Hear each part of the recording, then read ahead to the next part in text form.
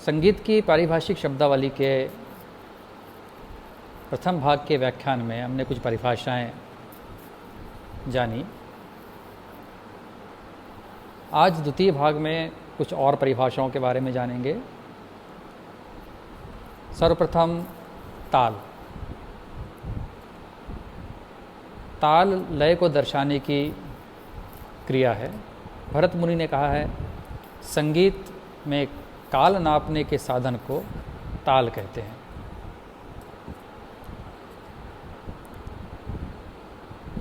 ताल अलग अलग लय में होती है और लय किसे कहते हैं? ताल की गति को लय कहते हैं। संगीत में लय मुख्य रूप से 3 प्रकार की मानी गई है: विलंबित लय, मध्य लय और द्रुत लय। जिस लय की गति धीमी हो, विलंबित लय। विलंबित लय से जिसकी गति दुगनी हो, लय की गति सामान्य हो, वो कहलाती मध्य लय। और मध्य लय से दुगनी या विलंबित लय से चौगुनी लय अगर कोई है तो वो कहलाएगी द्रुत लय। ये आप ये भी मान सकते हैं कि एक समझाने की प्रक्रिया है।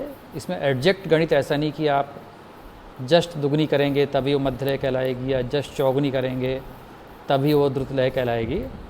एक तरह से समझाने के लिए से आप समझ सकते हैं, क्योंकि इसके अतिरिक्त और लय भी प्रचार में आती है। जैसे विलंबित के पहले अति विलंबित, जिसमें बड़े ख्याल इत्यादि की प्रस्तुति की जाती है। द्रुत के ऊपर भी अति द्रुत लय का प्रचार है, जिसमें तराना जैसे गीतों का प्रयोग किया जाता है। इस तरह से मुख्य लय प्रचार में है। अब आती है मात्रा की बात। तालों में उनकी लंबाई स्पष्ट करने वाली इकाई को मात्रा कहते हैं। मात्रा ताल का ही एक हिस्सा होता है, क्योंकि मात्राओं के योग से ही समस्त तालों की रचना हुई है। एक ही लय या चाल में गिनती गिनने को मात्रा कह सकते हैं। यदि घड़ी की 1 सेकंड को हम एक मात्रा मान लें तो 16 सेकंड में 3 ताल का ठेका, 12 सेकंड में 1 ताल का ठेका या चौताल का ठेका तथा 10 सेकंड में झपताल का ठेका लगेगा। इस प्रकार से बहुत तालें बनी हुई हैं। अब यहाँ बात आई ठेके की, तो ठेका समझ लें। वर्णों या बोलों की वह बंदिश जो विशिष्ट संख्या, बोल तथा विभाग वाली मात्राओं से निबद्ध रहती है। किसी भी ताल की मात्राओं के तबले के वर्णों की सहायता से वाद्य पर बजाने योग्य बोल समूह को हम ठेका कहते हैं। ठेका पहली मात्रा से शुरू होता है, जिसे सम बोलते हैं। तो सम की बात, ताल की पहली मात्रा सम कहलाती है। भारतीय संगीत में जहाँ सम आता है वहाँ गायक वादक विशेष रूप से जोर देते हैं ताकि समझ आए कि गीत की बंदिश यहाँ से शुरू है या इस जगह इस गीत का सम है। खाली किसे कहते हैं? हर ताल में कुछ भाग होते हैं।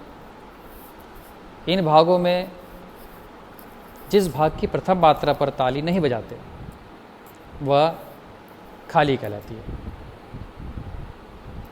इसे निशब्द क्रिया भी कहते हैं। उदाहरणार्थ, 3 ताल में नवी मात्रा पे हम ताली नहीं देकर उस समय हाथ इस तरह से दर्शाते हैं और बाकी जगह ताली देकर दर्शाते हैं, तो यहाँ पे जो नवी मात्रा है वो खाली कहलाती है। अब आई बात आवर्तन की। आवर्तन का अर्थ है चक्कर, ये चक्कर लगाना। ठेके का एक पूरा चक्कर आवर्तन कहलाता है। अर्थात ताल को सम से सम तक अगर हम बजाएं तो ये कहा जाता है कि यह एक आवर्तन की ताल हुई। अब हम बात करें आलाप की। प्राचीन काल में आलाप के अंतर्गत रागालाप, रूप का आलाप तथा आलाप्ति आते थे। आधुनिक काल में आलाप गायन से इनका स्वरूप भिन्न था। आधुनिक आलाप गायन दो प्रकार से किया जाता है, एक तो आकार से, आ के उच्चारण से, और दूसरा आलाप किया जाता है नोम तोम से, जो कि ज़्यादातर ध्रुपद दमार के गाने के साथ में किया जाता है। आलाप के बाद आती है तानों की बारी, की तान किसे कहते हैं। राग में लगने वाले स्वर समूहों को विभिन्न ढंग से प्रस्तुत करने को तान कहा जाता है, अर्थात स्वरों का वह समूह जिनके द्वारा राग विस्तार किया जाता है तान कहलाता है। तान आलाप से द्रुत लय में होता है। अगर हम 1 सेकंड में स्वर का उच्चारण एक बार कर रहे हैं आलाप में, तो तान में 1 सेकंड में ही स्वर दो तरह का, 1 सेकंड में 2 स्वरों का उच्चारण करेंगे, 4 का करेंगे, मतलब द्रुत लय में प्रयोग करेंगे स्वरों का, तो वो तान कहलाएगी। अब इससे मिलता जुलता बोल आलाप और बोल तान है। जब हम गीत के जो बोल हैं, गीत के जो शब्द हैं, उसको शब्द का उच्चारण करते हुए आलाप की तरह से गाएंगे, धीरे धीरे गाएंगे, तो उसे बोल आलाप कहते हैं। स्वर लेने हैं आलाप की तरह, लेकिन सा रे ग या आ का उच्चारण ना करके गीत के बोलों से उसको विस्तार किया जाए तो वो कहलाता है बोल आलाप। और बोल तान में जिस तरह से सरगम तेज गति से ले लेके हम तान बोलते हैं, इसमें या आकार लेके तान बोलते हैं, आकार को तेज गति से, द्रुत गति से लेके ताने ले रहे हैं। बोल आलाप में भी जिस तरह से हमने बोलों के शब्द लेके आलाप किए थे, इसमें बंदिश के बोल या शब्द को सम्मिलित करते हुए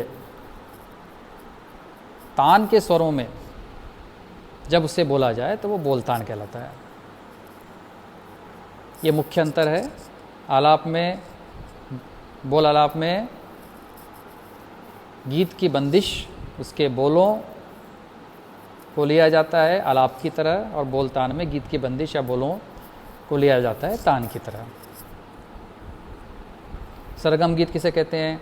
रागबद्ध तथा तालबद्ध विशेष स्वरचना जो होती है उसे सरगम कहते हैं। तिहाई एक पूरे बोल समूह को 3 बार बजाने या गाने पर तिहाई बनती है। इसमें कोई भी एक बोल समूह मुख्यतः मुखड़ा होता है, उसको 3 बार बोलकर जब वापस सम पर आते हैं तो वो तिहाई कहलाती है।